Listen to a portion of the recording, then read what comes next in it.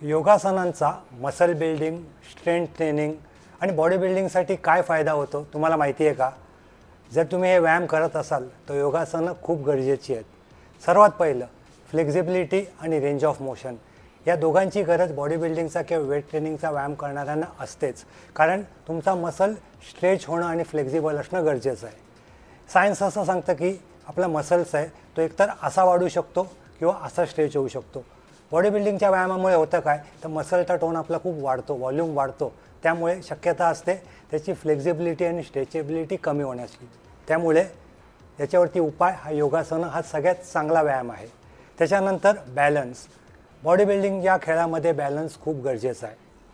तो कसा? इमॅजिन करा तुम्ही हेवी डेडलिफ्ट करताय, वन आर्म रोईंग करताय किंवा काही अशा पोझिशन ज्याच्यामध्ये तुमचा बॅलन्स जाऊ शकतो.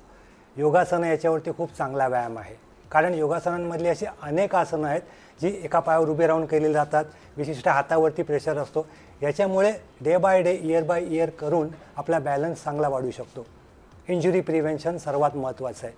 योगासनं करून आपलं शरीर एवढं लवचिक होतं, एवढं चांगलं होतं की छोट्या मोठ्या इंजुरीज, समजा तुम्ही व्यायाम करत असताना तुमची रेंज थोडी खाली गेली तर त्याच्यात जो ट्रॉमा होतो तो त्याच्याने थांबवू शकतो. त्यामुळे योगा हा एक परिपूर्ण व्यायाम आहे. बॉडी बिल्डिंग करत असाल तरी तो नक्की करा.